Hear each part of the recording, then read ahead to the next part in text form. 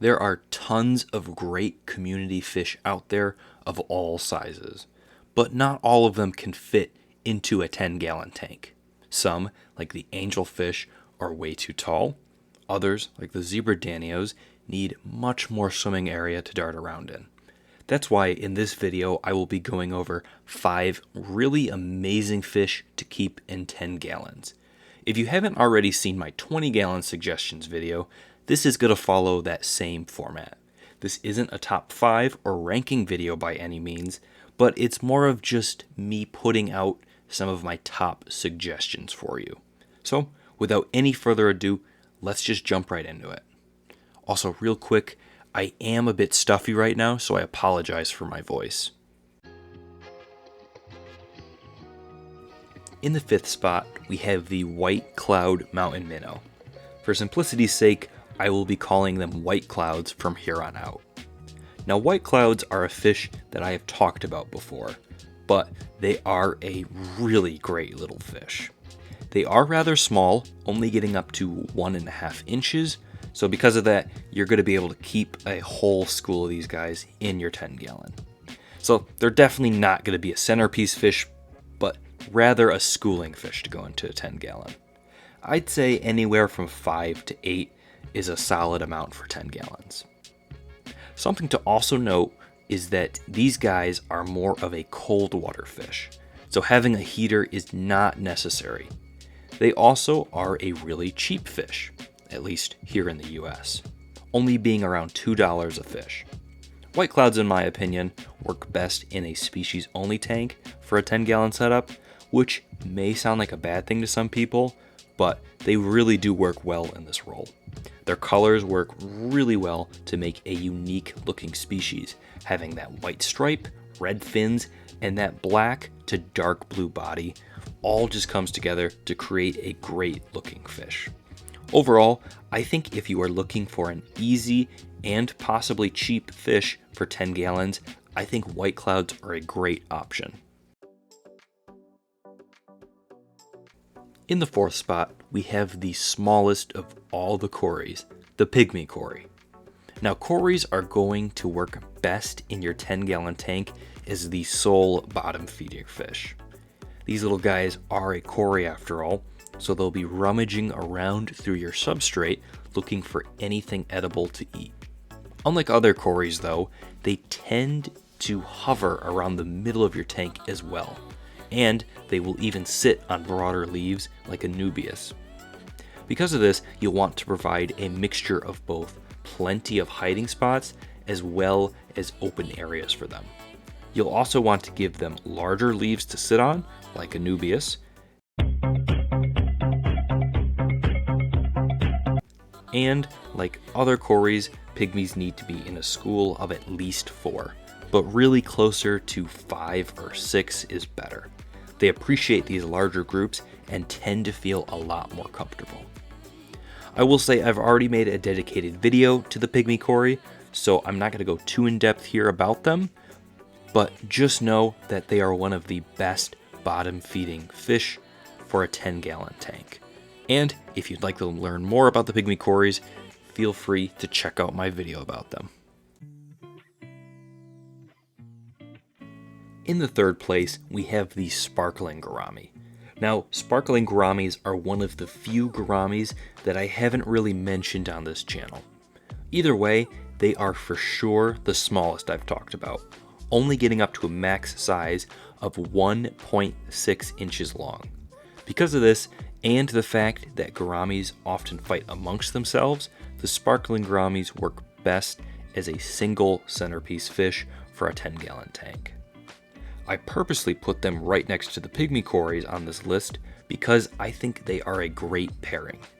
If you got 6 pygmies to school up on the bottom of a 10-gallon, with that sparkling gourami acting as the main star of the tank, I personally think it'd look great.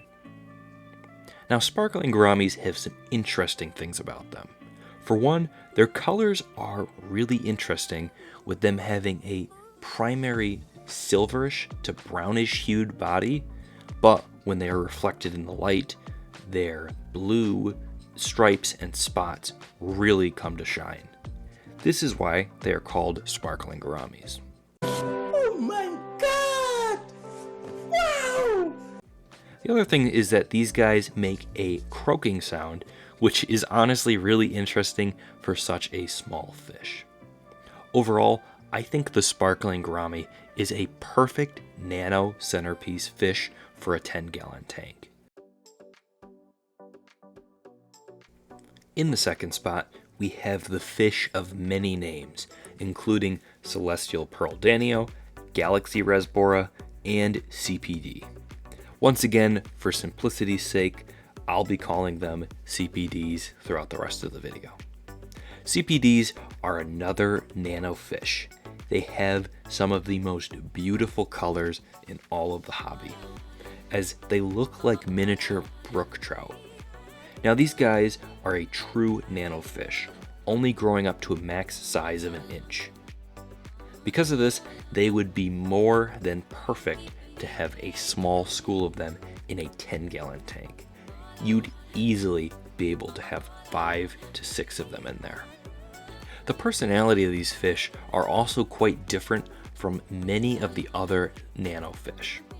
Instead of tightly schooling together like many of the tiny rasboras, these guys are more of a loose schooler or shoaler and are very energetic swimmers. You'll often find them darting around, exploring, and generally being more active. Despite their often active state, they really do require having good places to hide in order to make sure that they feel safe. So really, if you plan on getting some of these guys, be sure to give them both open areas and plenty of live plants and driftwood for cover. Overall, if you're looking for a more active schooling fish to add to a 10-gallon aquarium, I think CPDs are a great choice.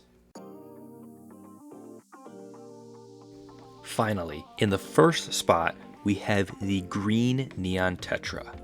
Now, the green neon tetra is very similar to the standard neon tetra. The main difference is the fact that their main stripe is more of a green color compared to a blue. They also possess a little bit less red and have a slightly smaller max size of only 1.4 inches, or 3.5 centimeters. Many also claim that the green neon tetra is hardier than the standard neon tetra. Now, just like any tetra, these guys like a large school to be a part of. I'd say 6 individuals is the minimum, but really you should be getting a school size closer to 10. These guys would work well in any planted 10-gallon tank as they are super peaceful. They are easy to feed, get along well with other peaceful fish, and generally are a hardy fish. In terms of behavior, these guys will generally be a laid back and relaxed fish. They don't dart around like the CPDs, but instead shoal together. Overall, there's not too much to say about the green neon tetra here, as they fit well in the 10-gallon community setting. You compare them with the pygmies, other peaceful schooling fish, although you'd probably want a larger aquarium for that one, and a small centerpiece fish, like the sparkling gourami. If you're looking for a less sporadic schooling fish for a 10-gallon tank, I think the green neon tetra would be a great option. And that was my look at 5 amazing fish that you can keep in a 10-gallon aquarium. As I said earlier, these fish aren't in any particular order, as they are just suggestions. There are plenty of other fish out there to add to 10 gallons after all. Anyways, I hope you enjoyed this video, and let me know if you agreed or disagreed with any of my suggestions. I'll see all of you in the next video. Take care.